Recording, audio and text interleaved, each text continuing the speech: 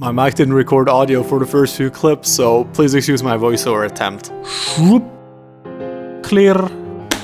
Welcome back to the adventure van build. It's absolutely freezing, and this is a cat. Meow, meow, meow.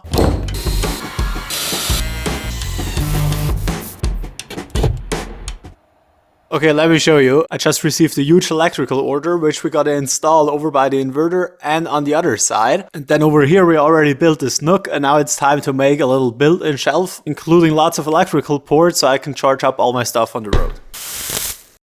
Beep.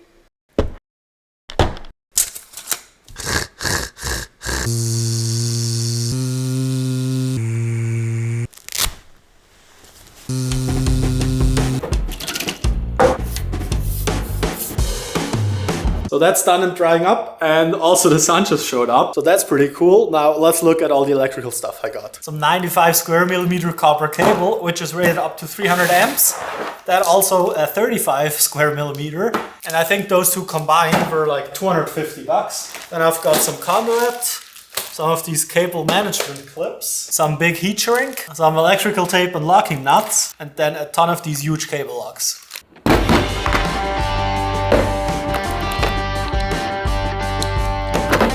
Now the first connection I want to make is from the bus bar down to the battery shunt, but I'm quite a bit skeptical that my hydraulic pliers are going to handle these thick locks, but yeah, let's see if that works.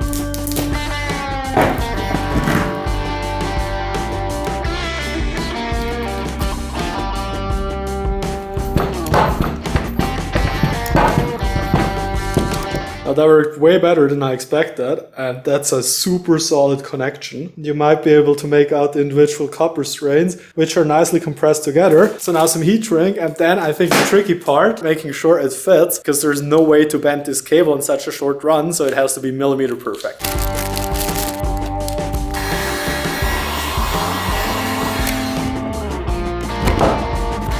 That's just a bit too long.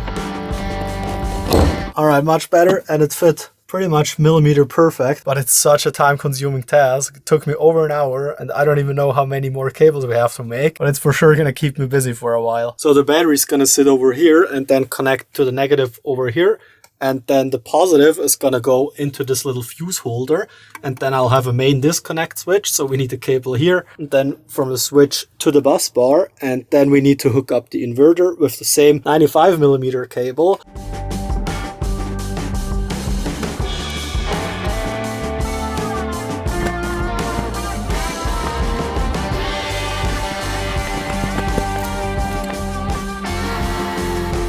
Well, I'm not sure you noticed, but this positive cable obviously doesn't have to go to the battery shunt, but up to the bus bar. I completely messed that up, and that means I'm going to be short on these cable lugs because I ordered just the right amount. Let's get this one done instead. And then also I have no clue to get such a thick cable from here up to here. Yeah, that's going to be quite the challenge.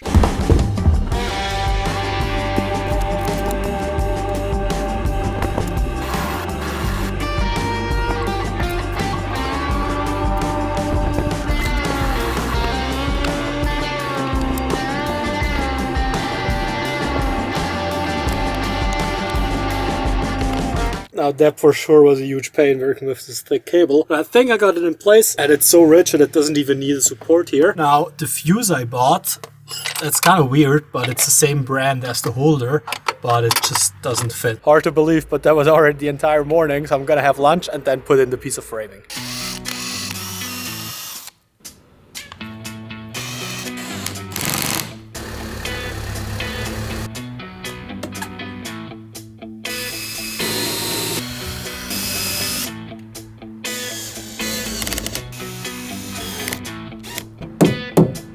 So that's it for the frame. Now let's continue with the electrical and hook up the inverter to the bus bar.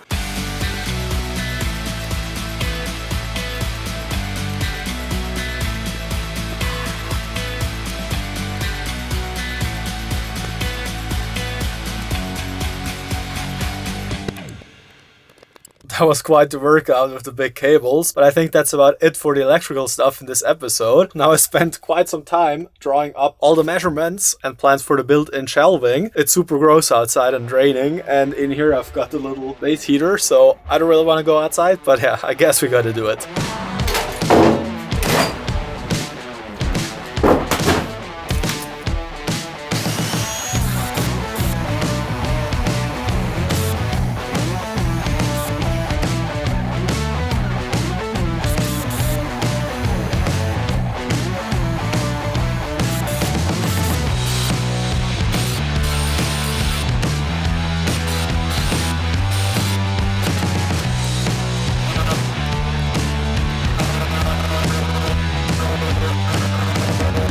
So I've got all the pieces cut. Now the reason we are in the coal and not in the garage is because it just makes a huge mess. Now the next step is going to be to make a little half lap joint. And for that I recently ordered some new router bits. And that basically is just a big router bit with lots of little ball bearings. And then you just got to choose the right dimension. So let's see if we find one for 12 millimeters.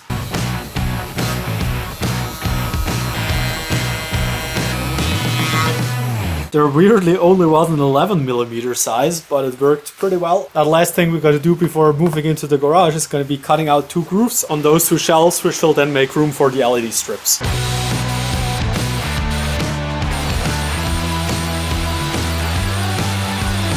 So now I've got all the pieces cut out and also all the grooves are done. There's going to be a lot of sanding now, and then we got to install some USB chargers and a 12-volt outlet on the side of this shelf, because in the end I want to use it as kind of a charging shelf where I can put my phone, my camera batteries, and even while driving it shouldn't fly off. So now let's give this improvised work table a quick refinish.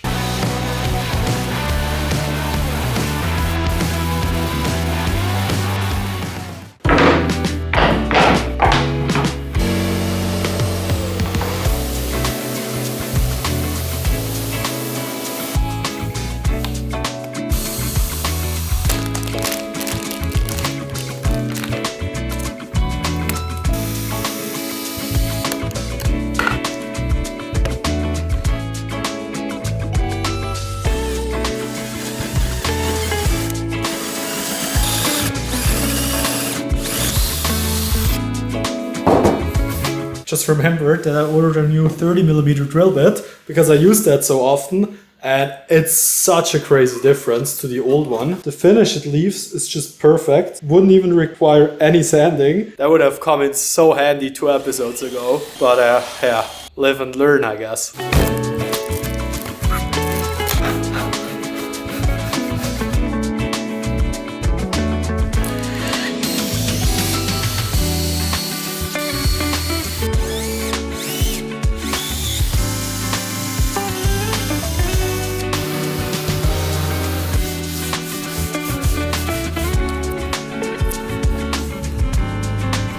Now we've got everything we need for the assembly laid out, so let's get this thing glued up.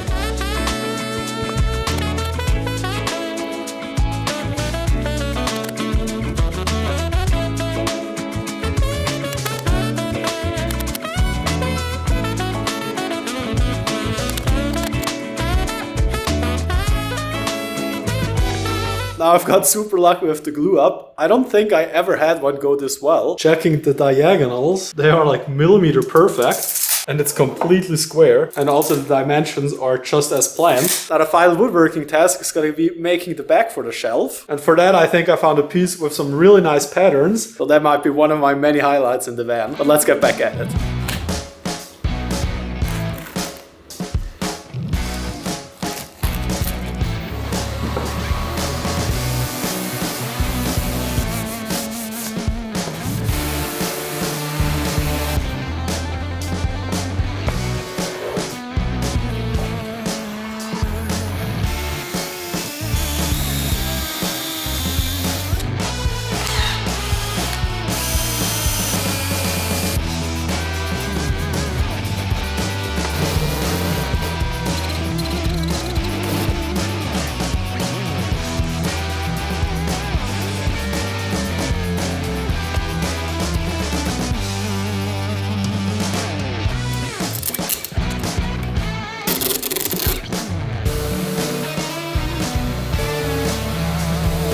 But it sure was a bit nerve-wracking drilling through this and into the angled 12mm pieces. But I think I managed to hit all of them. Some are a bit closer to the edge than others. So fingers crossed and no screw is gonna poke out in the end. Once again, I taped everything up because everything on the inside is pretty much ready to paint. So let's do this all over again.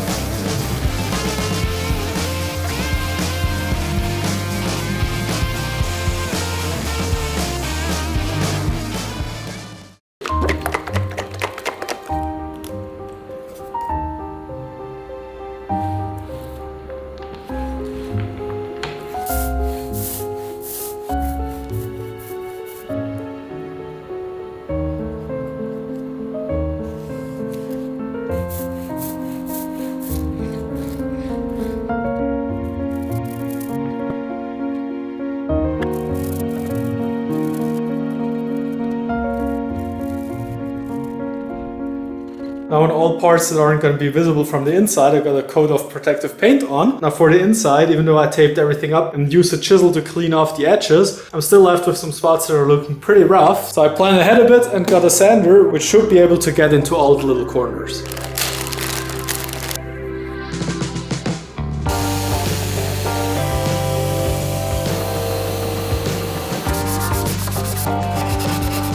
Well, turns out, since the sander is quite tall and I've got these angled walls, it didn't work that well and was just easier to use the old sander. Now I've got the second and final coat of the black paint on. So let's have a look at all the LED stuff. So we're using the same strips as on the other wall, and they come as a 5-meter long strip, but obviously we need multiple of those. So I gotta cut them to size and then solder on some cables. And for that I found my dad's old soldering iron. Now I'm not sure if I'm supposed to show this, but it literally says Bleiwerk, which means lead factory. That's not up to standard, I guess.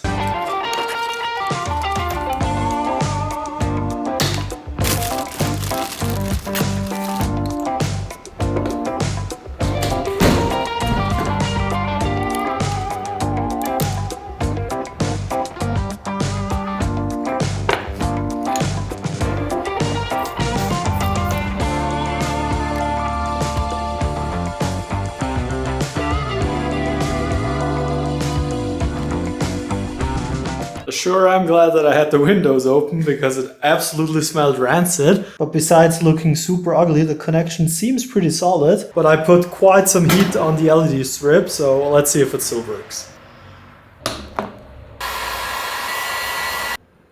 So I've got those two done, and I did have a bit of trouble getting the solder to stick onto the little copper contact. So if you have any tips or tricks about that, then please leave them in the comments. And now back to painting the shelf, where we're going to put this clear wood product on all the blank pieces.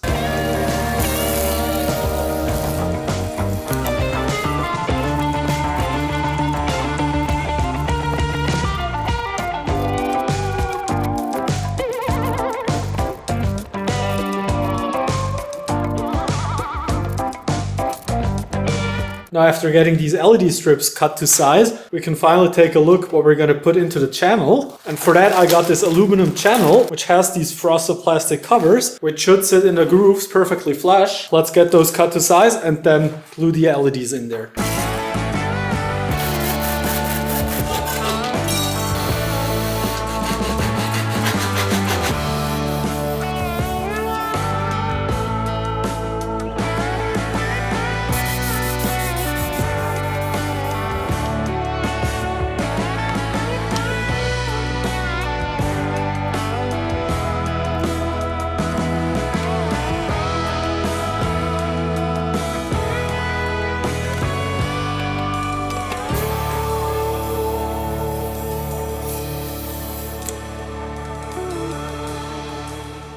Now after many more hours sanding and painting off camera, The shelf finally is ready, and I'm so happy how it looked with the lights turned on. It was another cold night, and before we can glue it in, the van has to warm up because it was completely frozen. So I got it in the garage, heater is on, and I think after a quick coffee break we can finally glue it in. So small change of plans. I tried to fit it in, and there's just a little bit too much wood on this side, and I tried to chisel it off, but I didn't get anywhere, and I gotta use the sander, but I gotta wait an hour before I can start making noise again. So instead, let's start with all the wiring. I'm gonna have 2 charging spots and then one 12 volt. The 12 volt is 15 amps and each of those is like 6 amps. So I'm gonna combine them up here and then run 2 cables down to the fuse box.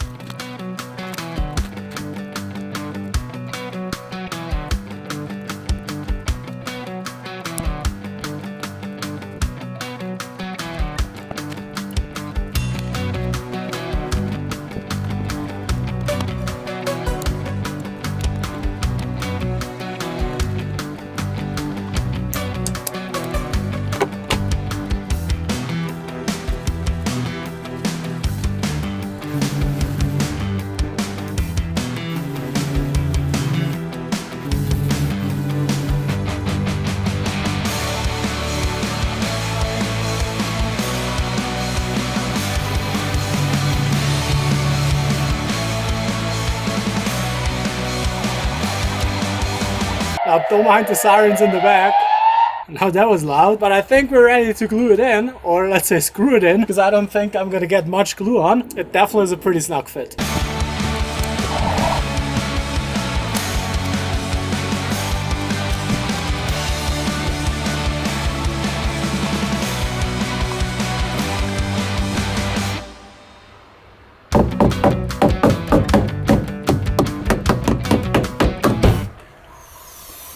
I absolutely love how it turned out, but let me know what you think down in the comments. As always, thanks a ton for watching, and hopefully I'm gonna see you in 2 weeks.